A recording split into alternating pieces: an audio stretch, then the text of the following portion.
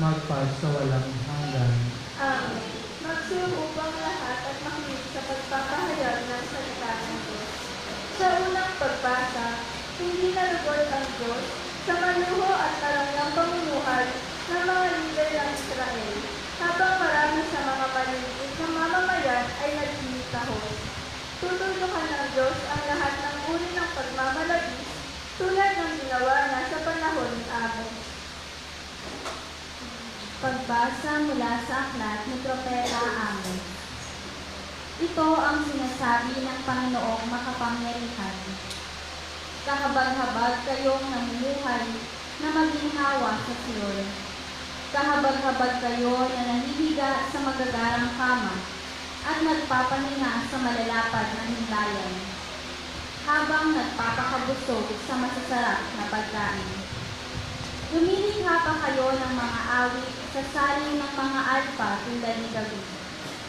Sa malalaking mangkok na kayo umiinom ng alak, at mamahaling pabango ang ipinapahid ninyo sa katawan. Ngunit itinangis na ba ninyo ang darating na pagkawasak ng Israel? Hindi. Kaya nga, kayo ang unang ipatatapon. Matitigil na ang inyong mga pagtitigil at pagsasaya. Ang salita ng Diyos. Salamat sa Diyos. Salmong Tugunan. Kaluluwa ko yung purihin ang Panginoong butihin. Kaluluwa ko yung purihin ang Panginoong butihin. Ang maaasahang laging Panginoon, panig sa naaapi ang Diyos na hukom. May pagkain handa sa nangagugutom. Kaluluwa ko yung purihin ang Panginoong butihin. Pinalaya niya ang mga nabihag, isinasauli paningin ng bulag. Lahat ng inapi ay itinataas, ang mga hilirang niya ay nililinak. Kaluluwa ko yung purihin ang Panginoong butihin. Isinasanggalang ang mga dayuhang sa lupain nila'y doon tumatahan. Tumutulong siya sa balot ulila, masamang balangkas, tinipigil niya. Kaluluwa ko yung purihin ang Panginoong butihin. Walang hanggang hari ang Diyos na poon, nabubuhay lagi ang Diyos mo, Sion. Kaluluwa ko yung purihin ang Panginoong butihin. Sa ikalawang pagbasa, iniuutos ni Pablo kay Timoteo na manatiling tapat sa pananampalataya hanggang sa pagdating ni Jesus, ang makapangyarihang hari ng mga hari at Panginoon ng mga Panginoon. Pagbasa mula sa unang sulat ni Apostol San Pablo kay Timoteo. Ikaw na lingkod ng Diyos, sikapin mong mamuhay sa kapurihan, kabanalan, pananalig, pag-ibig, pagtitiis, at kaamuan. Gawin mo ang buo mong makakaya sa patutubaka, alang-alang sa pananampalataya, at kakamitan mo ang buhay na walang hanggan. Yamang diyan ka tinawag ng Diyos, na pahayag mo sa harapan ng maraming saksi ang iyong pananampalataya. Sa ngalan ng Diyos na nagbibigay buhay sa lahat ng bagay, at sa ngalan ni Kristo Jesus, na nagpapatotoo sa harapan ni Poncio Pilato, iniutos ko sa iyo ang mga tagubilin ko'y pananatilihin mong mabisa at walang kapintasan hanggang sa pagdating ng Panginoong Jesucristo. Sa takdang panahon, siya ihahayag ng mapagpalang Diyos, ang makapangyarihang hari ng mga hari, at ang Panginoon ng mga Panginoon. Siya lamang ang walang kamatayan, ang nananahan sa liwanag, na di matitigan. Hindi siya nakita o makikita ni naman. Sa kanya ang karangalan at ang walang hanggang kapangyarihan. Amen. Ang salita ng Diyos. Salamat sa Diyos. Magsitayo po ang lahat.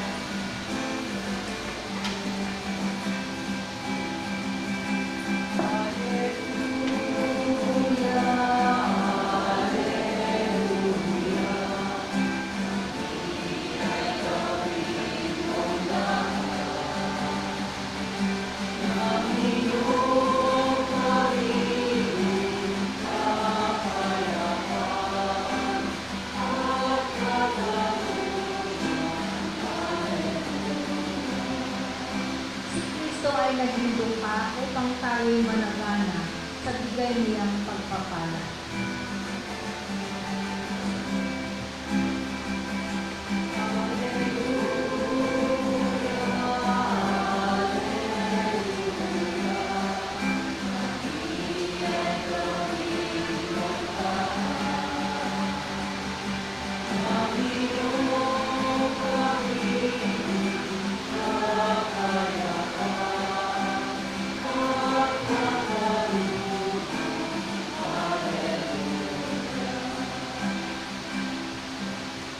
Sumainyo ang Panginoon. At sumayo. Pagbasa mula sa mabuting balita ng Panginoon ayon kay San Lucas. Papuri sa iyo, Panginoon. Noong panahon iyon, sinabi ni Jesus sa mga Pariseo, may isang mayamang nagdaramit ng mamahalin at sagana-sagana sa pagkain araw-araw. At may isa namang pulubing nagngangalang Lazaro, tagtad ng sugat, at nakalupasay sa may pintuan ng mayaman upang mamulot kahit ngunang nauhulog mula sa hapag ng mayaman. At doon nilalapitan siya ng aso at binilaan ang kanyang mga sugat. Namatay ang pulubi at dinala ng mga anghel sa piling ni Abraham. Namatay din ang mayaman at ibinibig. Sa gitna ng kanyang pagdurusa sa Hades, tinimala ang mayaman at kanyang natanaw sa malayo si Abraham sa piling si Lazaro. At sumigaw siya, utusan ninyo si Lazaro na isausaw sa tubig ang dulo ng kanyang daliri at palamigin sa aking dila, sapagkat naghihirap ako sa apoy nito. Ngunit sinabi sa kanya ni Abraham, anak, alalahanin mo, nagpasasa ka sa buhay sa ibabaw ng lupa at si Lazaro nagtitiis ng kahirapan. Ngunit ngayon inaaloy siya nito, samantalang ito naman nagtudusa. Higit sa lahat, inilagay sa pagitan natin ang isang malaking bangin upang ang mga narinig ay hindi makaparian at ang mga nariyan ay hindi makaparinig. At sinabi ng mayaman, kung gayon po ang mga Abraham, ipinamamahid ko po sa inyong papuntahin si Lazaro sa bahay ng aking ama, sapagkat ako'y may 5 kapatid na lalaki. Paparoonin nga ninyo siya upang babalaan sila at nang hindi sila humantong sa dakong ito ng pagdurusa. Ngunit sinabi sa kanya ni Abraham, nasa kanila ang mga sinulat ni Moises at ang mga propeta, pakinggan nila ang mga iyon. Hindi po sapat ang mga iyon, tugon niya. Ngunit kung pumunta sa kanila ay isang patay na muling nabuhay, tatalikdan nila ang kanilang mga kasalanan. Sinabi sa kanya ni Abraham, kung ayaw nilang pakinggan ang mga sinulat ni Moises at ng mga propeta, hindi rin nila paniniwalaan kahit ang isang patay na muling nabuhay.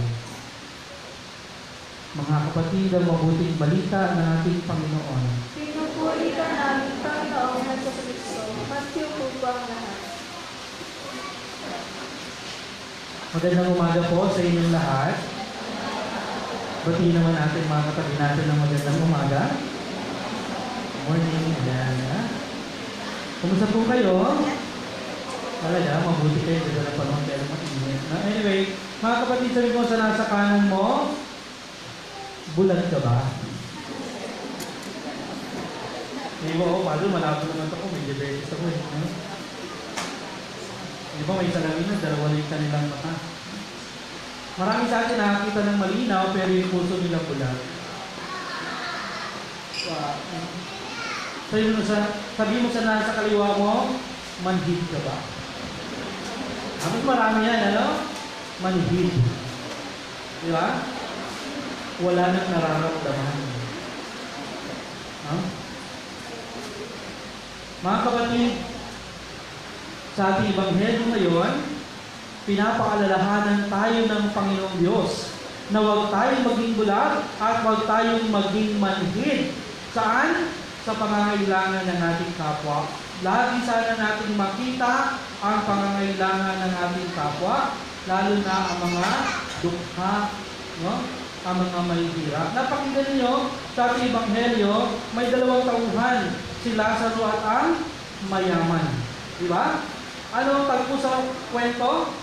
Yung mayaman ay siyempre mayaman siya, kumakain siya ng masarap, nakasuot siya ng mamahalin, at si Lazaro naman, pulubi siya, may mga sugat, nandoon lang siya sa may pintuan ng mayaman. At anong ginagawa niya? Pinupulot niya lang yung bungo na nahuhulog mula sa hapag ng mayaman. Sino po mayaman dito? Tasang kamay. Ako lang? Mayaman sa kaibigan. Ay, yun talaga. Mayaman sa utang. Mas marami yan, no?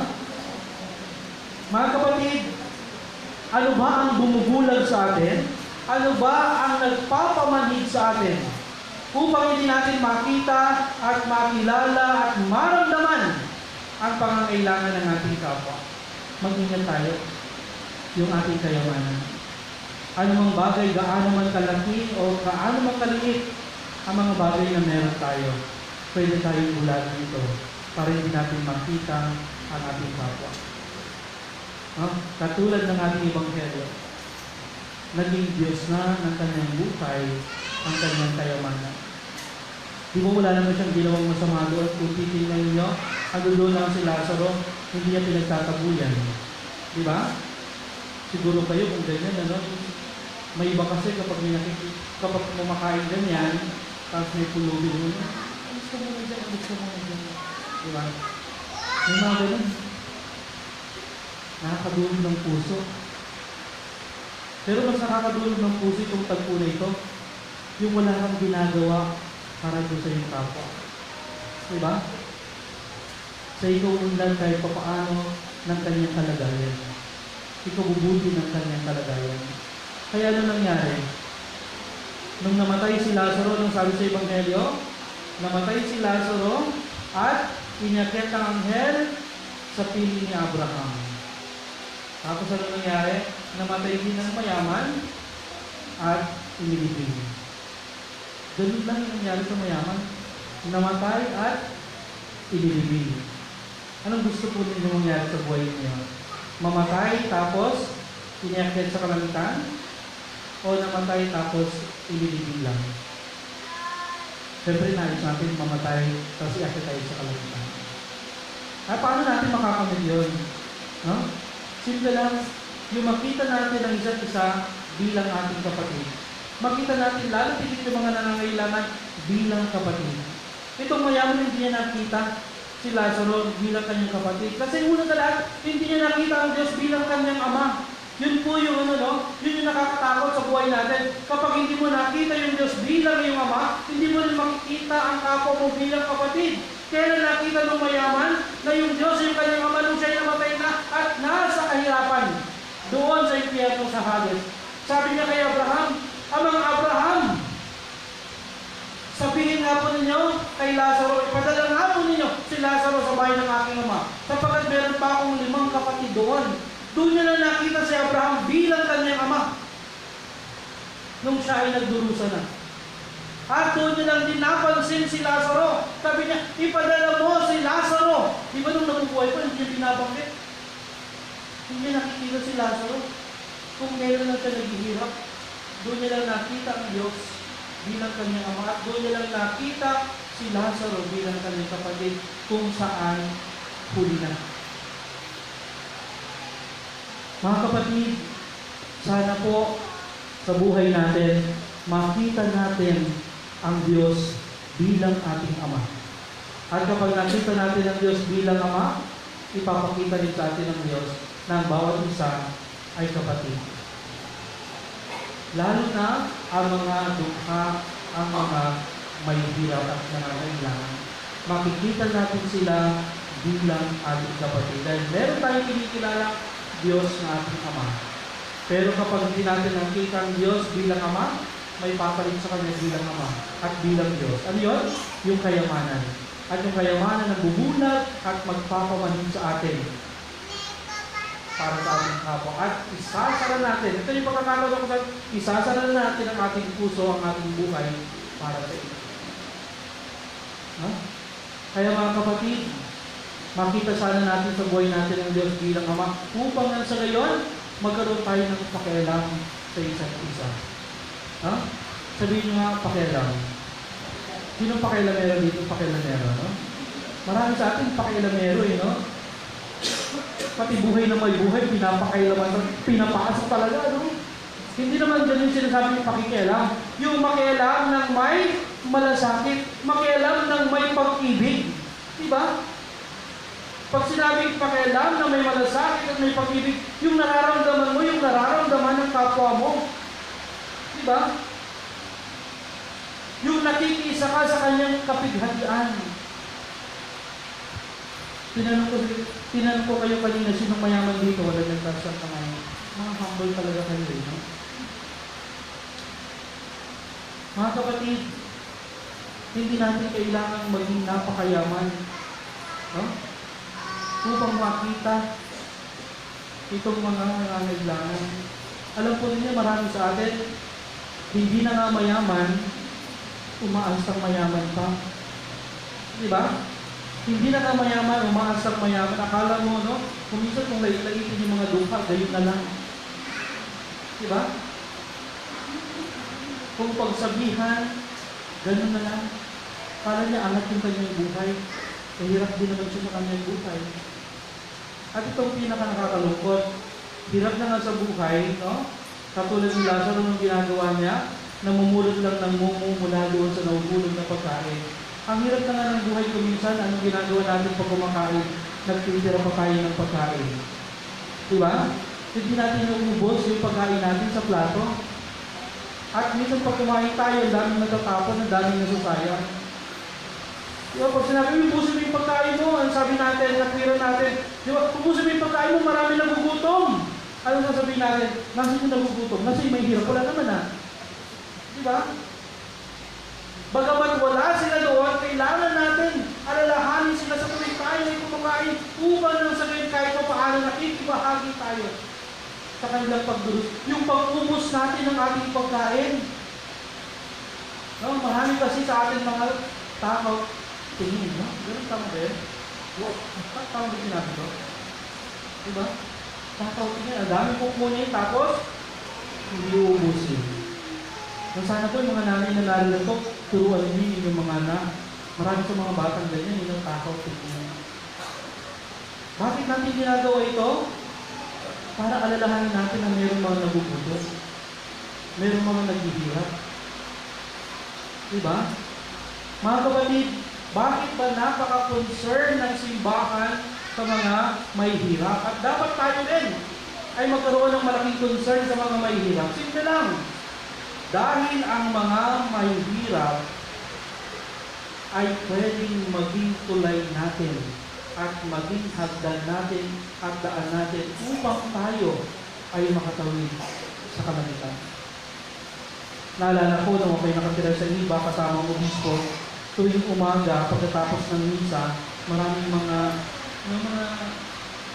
natutulog sa kalsada ang pumupunta sa bishop's house, no? At nag-aalmusal. Araw-araw yun, nag-aalmusal. Kami naman, inutusan kami ng obispo na bumili ng panisan, kape, at pakainin ito mga ito. Sabi ng obispo sa amin, nung pinapakain, pakainin nyo sila, huwag kayong magsawang pakainin sila sapagkat sila ang tutulong sa inyo upang kayo ay makakyat sa langit. Kaya huwag natin silang baliwala yun. Sila ang daan natin patungong langit. Gusto natin, di ba? Mamatay at dinala sa langit. Kung gusto niyo mamatay at dalahin sa langit, andyan ang mga may hirap. Ang daming Lazaro sa lipunan. Alam ba ninyo, ang ibig sabihin ng pangalang Lazaro? Simple lang. Ang ibig sabihin ng pangalang Lazaro ay tulong ng Diyos. Ano ibig sabihin nun? Tulong ng Diyos. Si Lazaro ay pinadala sa mayaman upang siya ay tulungan Bagaman alam natin si Lazarus sa kanyang kahirapan, nangangailangan siya ng tulong, pero higit sa lahat, no, siya ay tulong ng Diyos, na isinugo ng Diyos upang ang mayaman ay maligtas. Pero anong ginawa niya? Hindi niya pinansin ang tulong ng Diyos na pinagkaloob sa kanya. Kaya nung namatay siya inibig, tapos napunta sa impyerno. Mga kapatid, araw-araw sa buhay natin, ang daming tulong na ginagawa ang Diyos. Ang tanong, nakikita ba natin ang bawat tulong na ibinibigay sa atin ng Diyos? Kung minsan nababaliwala natin ang napakaraming tulong ng Diyos. Masyado tayong umaasa sa ating sarili. Masyado tayong nakakapit sa mga bagay na meron tayo. Kaya akala natin, hindi na natin kailangan ang tulong ng Diyos. Ang daming Lazaro, may sinusugo sa atin ang ating Panginoon. Kaya mga kapatid, tandaan po ninyo, ang bawat pagpapasyang ginagawa natin dito sa lupa, ang siyang nagtatakda ng ating buhay sa kabila. Ang pagpapasya sa buhay sa kabila ay hindi mangyayari kapag tayo namatay. Kapag namatay ka, sasabihin mo, pupunta ako sa langit, hindi doon mangyayari yun. Ang pagpapasya ng patutunguhan mo pagkatapos ng buhay dito ay ngayon nagaganap. Kaya nga mga kapatid, anong sabi ni Abraham sa Ebanghelyo? May inilagay na malaking bangin sa pagitan natin. Ang mga nariyan ay hindi makakaparini at ang mga nariyan ay hindi makakaparin. Kailan nabumuo yung bangin na yun? Kailan natin ginagawa yung bangin na yun? Ngayon po yun. Sa tuwing tinatalikuran natin, hindi natin pinapansin ang tulong ng Diyos. Gumagawa tayo ng bangin na naghihiwalay sa atin, sa Diyos, at sa ating kapwa. Kaya mga kapatid, no? Ang lahat ng pagpapasya at pagpiling ginagawa natin ngayon ang nagtatakda ng ating buhay sa kabila.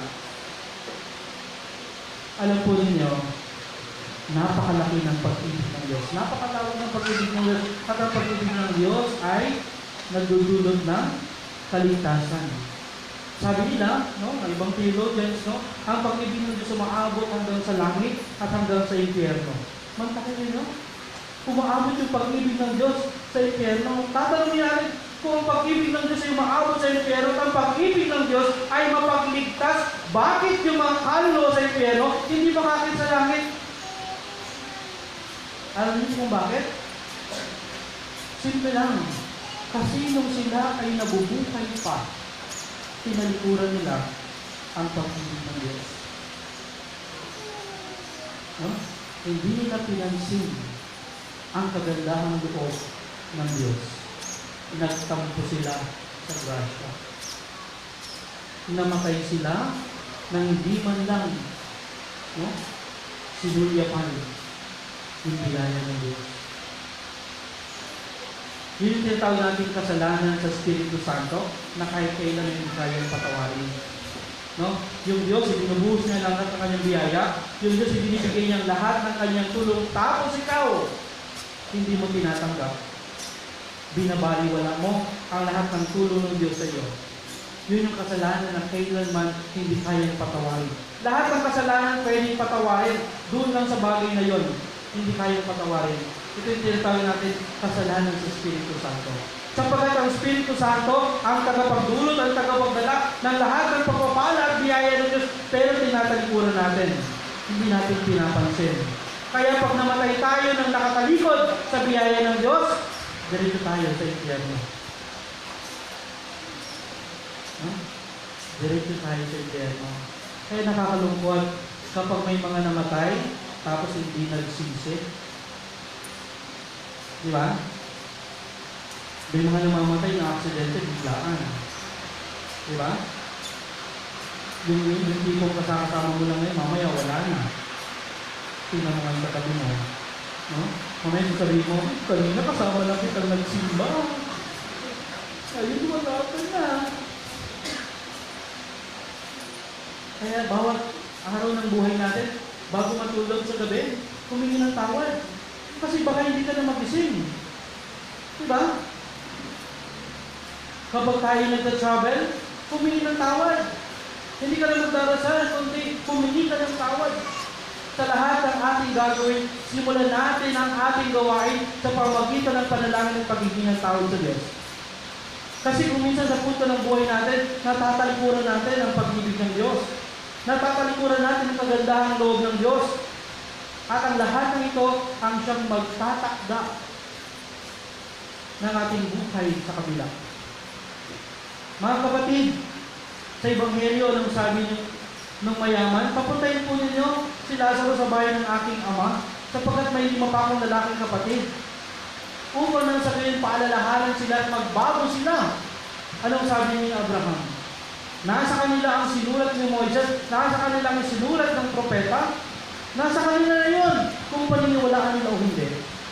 Sa atin din, sa buhay natin ngayon, nasa sa atin ang Ebanghelyo ni Cristo, nasa sa atin ang banal na misa, nasa sa atin ang mga mahihirap. No? Ang nais ng Diyos, pakinggan natin ang mga ito. Pakinggan natin ang salita ni Cristo, sa buhay natin, ang tinatanggap natin sa banal na misa, at pakinggan natin, damahin natin ang mga kapatid natin mahihirap. Nasa sa atin ang lahat ng tulong ng Diyos para sa ating kaligtasan. No? Kung wala tayong pakialam sa kapwa natin, ibig sabihin din, wala ka ng pakialam sa iyong sariling kaligtasan. Ganun lang kadali yun. Kapag wala kang pakialam sa kapwa mo, sa mga nangangailangan sa pagdurusa ng kapwa mo, wala ka na rin pakialam sa iyong sariling kaligtasan. Diba? Kung may pakialam ka sa kaligtasan mo, pakialaman mo yung mga nangangailangan. Ha? Pakialaman ng may malasakit at pagmamahal. Upang nang sa gayon, tayong lahat ay dalahin ng mga anghel ng Diyos sa piling ng ating amang si Abraham. Amen. Magsitayo po ang lahat. Sumasampalataya ako Sa Diyos ang makapangyarihan sa lahat, na may gawa ng langit at lupa. Sumasampalataya ko kay Jesucristo, isa ang lahat ng Diyos, Panginoon natin lahat. Nagkatawang tao siya na lang ng Espiritu Santo, ipinanganak ni Santa Maria Virgen, pinagpakasakit ni Poncio Pilato, ipinako sa krus na nakailigin, nanaog sa kinaroroonan ng mga limao, na may 3 araw na buhay na matuloy, umakyat sa langit, naluluklok sa kanan ng Diyos ang mga makapangyarihan sa lahat. Doon magmumulang parito at lubog sa nangabubuhay at nangamatay na tao.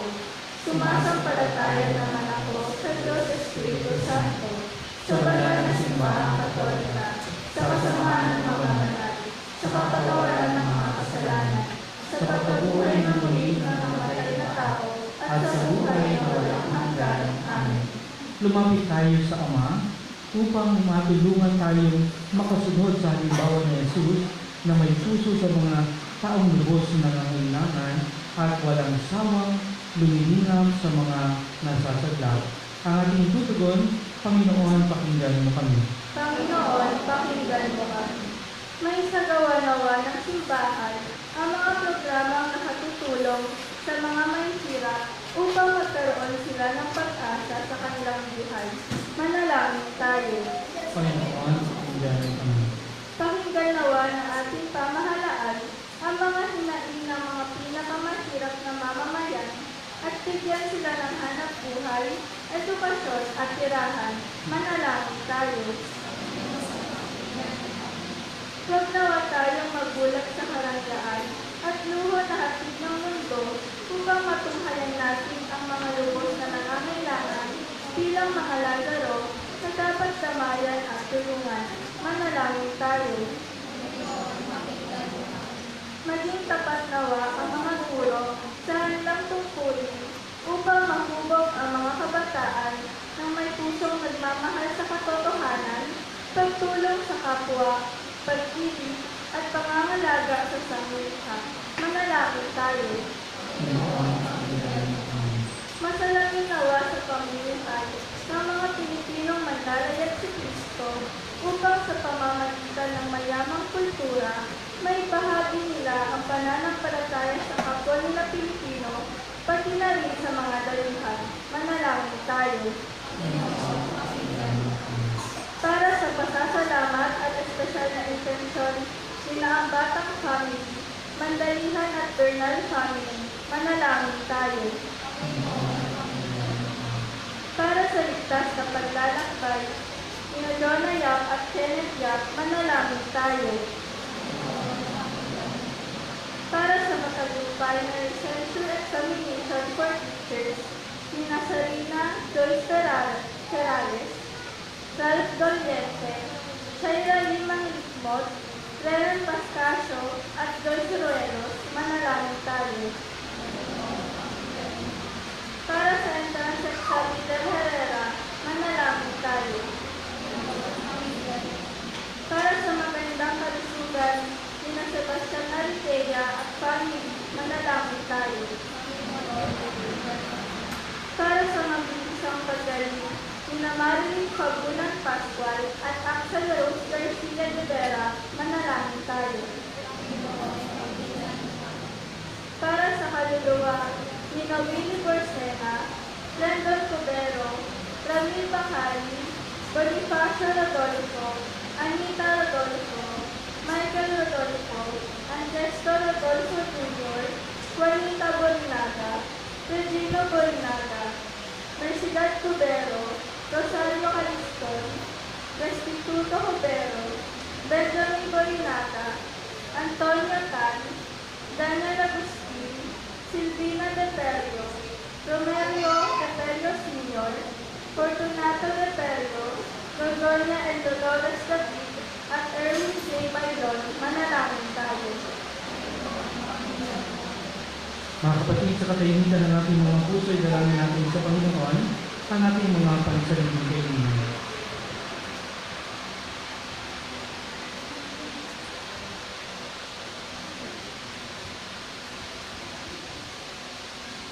Amaligtas mo at aragain ang iyong sambayanan sapagkat nasa iyo ang lahat ng aming pag-asa.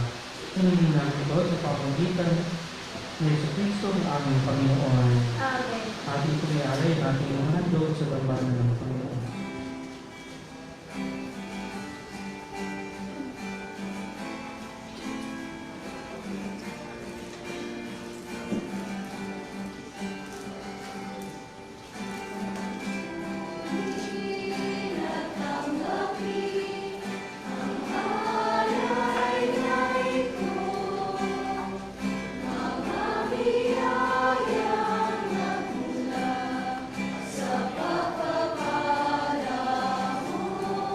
Maaari na po umupo.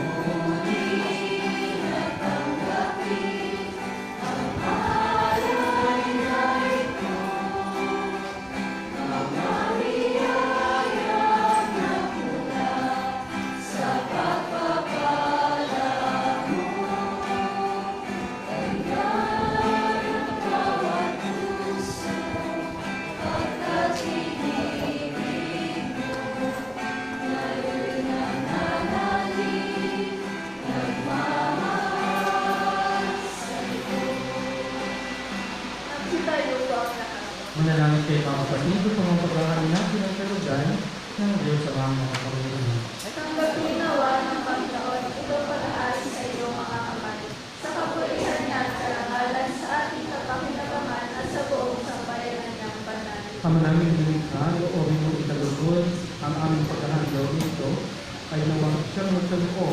ng iyong pagpapala sa aming umangako sa pamamagitan ng Yesu Kristo kasama ng Espiritu Santo magpara sa walang hanggan. Amen. Sumainyo ang Panginoon, At sumayo rin. itaas sa Diyos ang inyong puso at diwa. Tinaas na namin sa Panginoon. Pasalamatan natin ang Panginoong ating Diyos. Marapat na siya ay pasalamatan. Ama naming makapangyarihan, tunay ng marapat na ikaw ay aming pagdalamatan sa pamamagitan ng Yesu Kristo na aming Panginoon. Siya ay naging kapwa namin maasahan upang may munang umako sa pananagutan dahil ang naging bago ang pinangyaslang at sa kanya-kanya sa katauhan, bunga ng pagtitilig siya ay nanalig at ang kamatayan ay kanyang naguti. Kaya siya ang aming daan para aming magsakit ang iyong upat at mga asahang pagtulog. Kaya kinsa ng mga anghel na nagsisiawit ng papuri sa iyo nang walang kumpay sa kalangitan, kami naguguni sa iyo tagapitaan.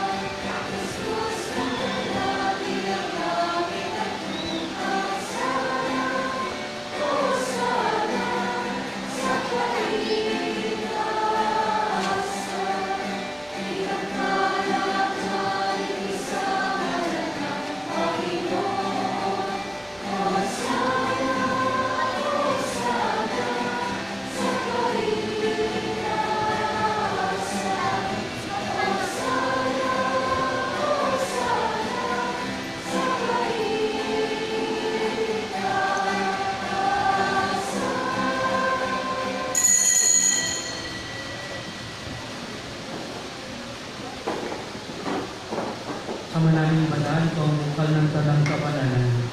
Kaya sa pamagitan ng iyong Espiritu, gawin mong banal ang mga kalooban ko upang para sa amin maging katawan ng dugo ng aming Panginoong Yesu Kristo. Bago niya pinasilis ang pusang loob na maging hando, tinawagan niya ang tinapay. Pinasalamatan kanya, pinagalihan niya iyon, iniabot sa kanyang mga alagad at sinabi, tanggapin mo ng lahat ito at kanin. Ito ang aking katawan na ihahandog para sa inyo.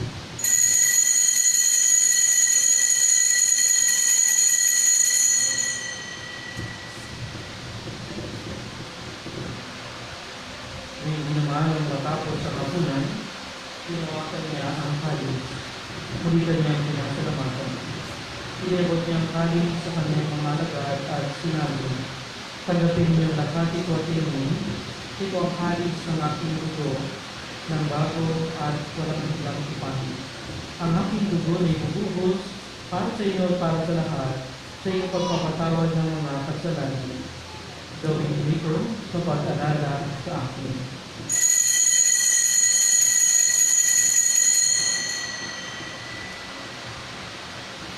Ipagbunyi natin ang misteryo ng pananampalataya.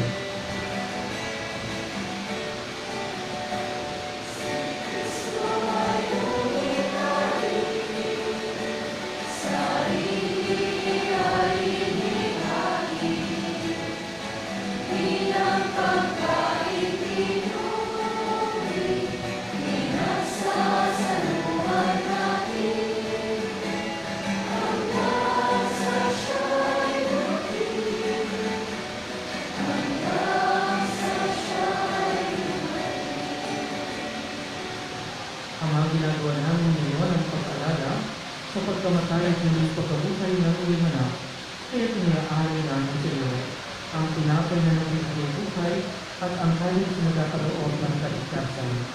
Kami nagpapasalamat dahil kami iyong pinarapat at tumayo sa harap mo para maglingkod sa iyo. Isinasama namin kami magsasalo tayo sa katawan at dugo ni Kristo ay mabuklod sa pagkakaisa sa pamamagitan ng Espiritu Santo. Ama, ingapin mo ang iyong simbahang laganap sa buhay. Kuskusin kami sa pag-ibig.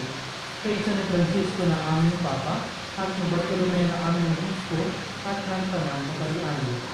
Alalahanin muli ng mga kapatid namin na hinalay na may pag-asang sila'y muling mabubuhay. Kaya hindi ng lahat ng mga pumana pagpapaan mo sila at patuloy sa iyong kaliwanagan. Kaawaan mo at pagdapati kami lahat na makasama sa iyong buhay na walang wakas. Kaysa ng mahal na Birheng Maria, ng Ina ng Diyos, si San Jose, ang kanyang pagyak na puso, kaysa ng mga apostol, si Santiago, at ng lahat ng mga banal na nabuhay dito sa daigdig ng kalibig-libig sa iyo. May pagdiwang nawa namin ang pagpupuri sa ikararangal mo sa pamamagitan ng iyong anak na aming Panginoong Jesucristo. Sa pamamagitan ni Kristo, kasama niya at sa Kanya, ang lahat ng parangal at pagpuli ay sa iyo, Diyos Amang makapangyarihan, kasama ng Espiritu Santo, magpay sa walang hanggan.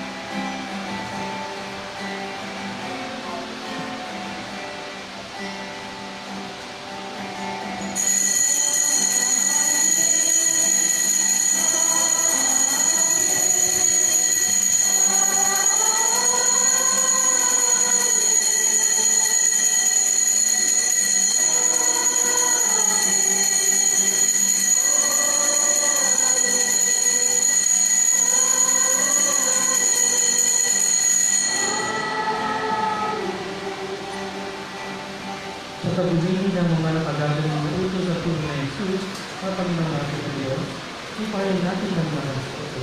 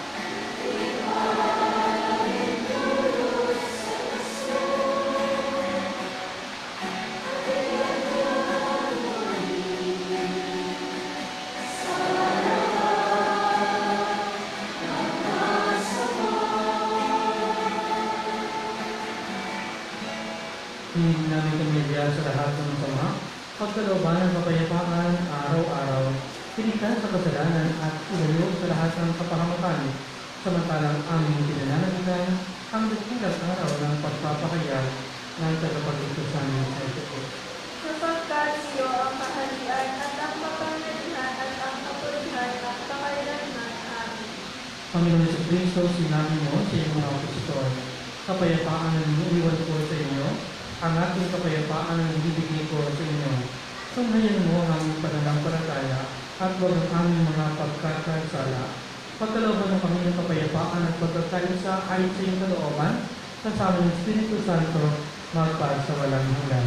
Amen. Ang kapayapaan ng Panginoon ay laging sumainyo. At sumayo. Magbigay tayo ng kapayapaan sa isa't isa.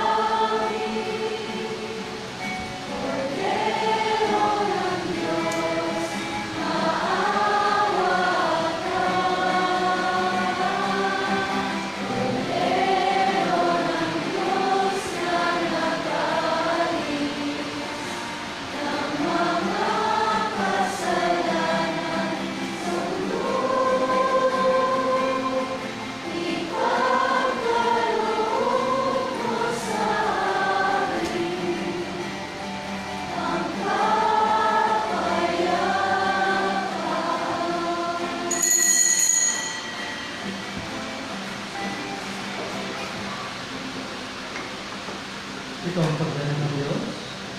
Ito ang nag-aayos ng mga kasalanan ng sanlibutan. Mapalad ang mga inaaniyahan sa kanyang pituloy. Panginoon, hindi ako karapat-dapat na magpatuloy sa iyo. Ngunit sa isang salita mo lamang ay gagawin na ako.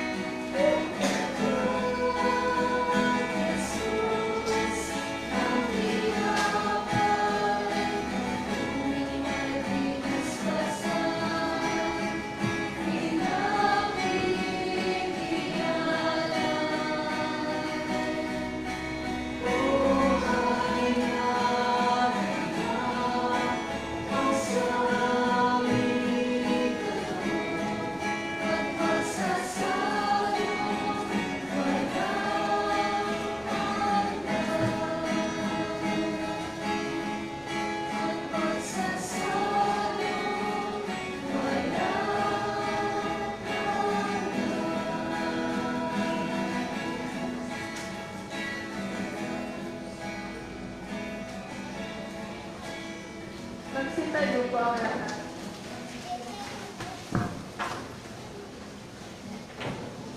Manalangin tayo.